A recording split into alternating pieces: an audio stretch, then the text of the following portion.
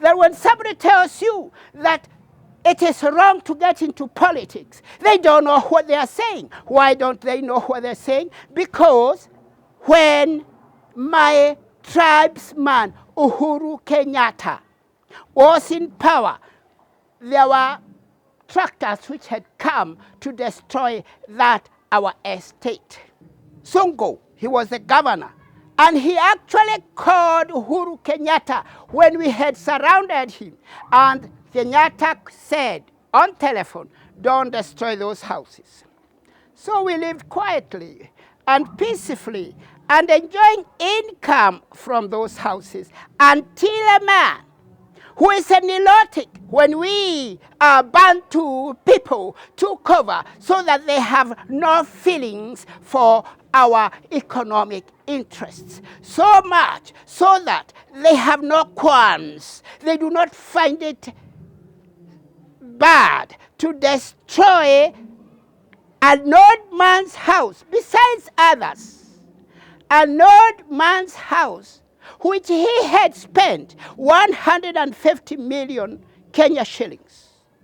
He displays cavalier. That means he has no interest in things that matter most. That is how you use this word cavalier, and you'd be using it to show that you should be interested in politics, because if my man Akikuyu was there, that house would continue being mine. As we talk, I have an acre, prime land at Kitengela. I have a title deed even now. I have it. But it is surrounded by who? By Amwindi. By Amwindi.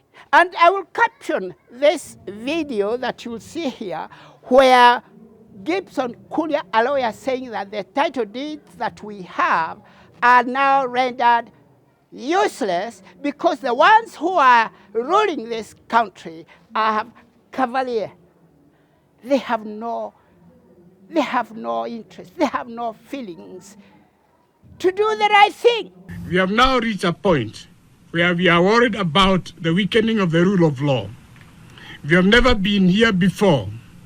We are equally worried about the threat to title to any property because of the level of forgeries and either corrupt or incompetent legitimization of them by the High Court and lower courts.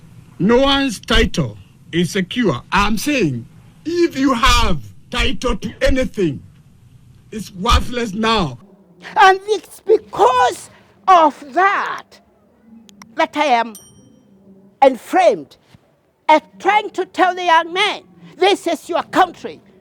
You should claim it back.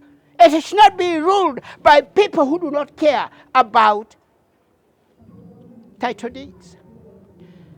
It now comes to one thing. It comes to who is the ruler. You ask that question, say, oh, it is Ruto. Ruto is not the ruler of this country. He is a president man, given money by people of American origin so that he can be the prefect of leading this country into their own interest. And that's why when he went there, he put the country under NATO, although not a NATO, they term it, they should have a word for it. When they say that they are allies of America outside NATO, which stands for North Atlantic Treaty Organization. And now we are talking about North. Whenever you talk North, you should remember at your back there is a South, so that the organization of Putin, of Russia, and of North Korea, and of China are in another southern axis, so that when you are reading about the king of the north and the king of the south, don't listen to these guys who do not know anything. They are telling you from the geographical point of view. Listen, let the word of God speak for itself. Let the word of God say what it is talking about, not your own retarded mental mentality saying that, oh, it means like this. So what are we trying to say in this video? I'm introducing myself as a professor in political science, governmental studies, and ethics. And I want you to understand that when we are talking about getting a PhD, like Ruto he's taking as a title. When you look at President Ruto of Kenya, he said, President Ruto, PhD, so that he's taking it as a title. Let me tell my friend Ruto that a PhD that I have, or which we should have, or which used to be given, was not something to be displayed. You had to get that PhD through research, which research I did, and which research I'm continuing doing. Why am I continuing with my education? Because when you get to university, you become an undergraduate. What do you mean by graduate? It means gradu. That is a Latin word for a step. That's why we say we give you the power now to read. Now you can understand what you are reading. And when you read, that's the time you become a master, which I did, read the law. So I have masters at law. I have masters at law. And instead of doing a PhD in masters, from my masters, I jumped to doing political science and government. I myself, I ideated the ethics part of it because I realized that it is useless to teach politics because you're supposed not to be having to display political science papers, but you're not doing what that paper say, what you are taught. I ideated ethics to try to put people into fearing God, because unless a human being is taught to fear God, it is useless that he claims to be civilized. There is a saying that what is crooked by nature, education cannot rectify. So what are we seeing?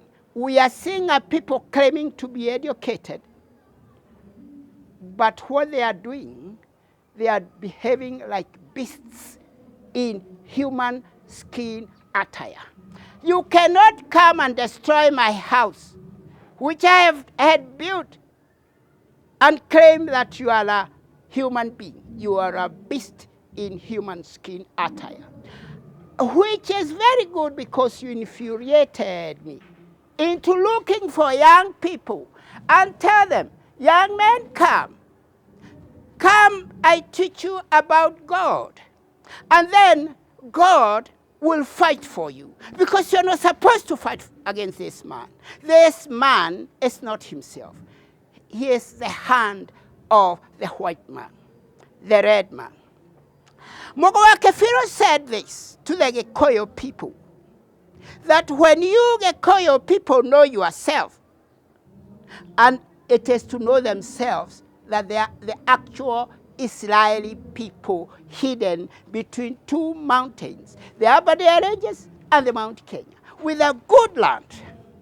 When you come to know yourself that you are the real people, pedigree people of God, and return to your God, then God will give you the government.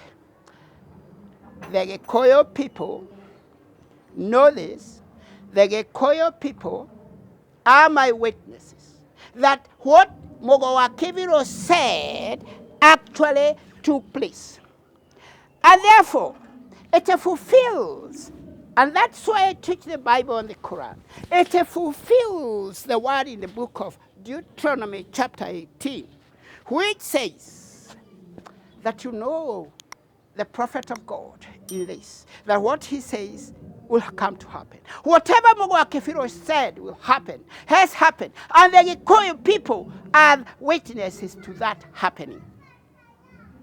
So that when he says, when you Gikuyu people know yourselves, I have come to tell you today, and I will continue telling you through a lot of evidence that you are the real pedigree Israeli people, not those ones, the Star of David. It is not the Star of David. It is another Star of America. Oh, yes. Oh, yes. The Star of David. That is the what star of America? It's actually a state of America. And it is not the Jews who are killing their fellow Abraham people. It is America using those people they have empowered in Israel. Understand this. Understand this thing. Because if you do not understand, you will not understand that those are not Israeli people. The Gikuyu are the Israeli people. And therefore, when you come to know yourself like this, how do you return to the God of your fathers? Because it says, and return to the God of your fathers. He'll give you the kingdom. Because rulership belongs to God. So says Daniel chapter 4, verse 17. And God gives that kingdom to whoever he wants, giving it to even the lowliest person, like I am a very lowly person. When we were making the national anthem, we wrote it in Kiswahili. And if you take the Kenyan Constitution, you'll see that their version in Swahili is different from the version in English. What does it read? How does it sing in Kiswahili? It says, if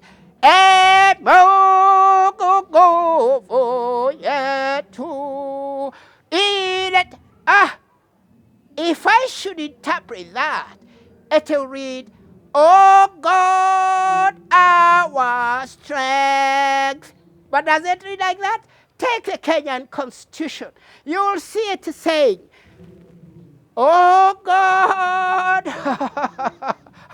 oh God, of all nations. Something completely different. When I wanted to go to court and say you are not singing the national anthem, as we, the forefathers, me being a remnant of the forefathers, gave to the our Kenyan grandchildren.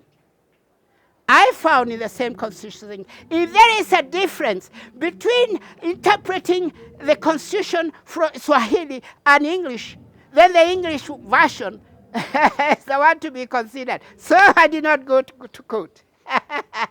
But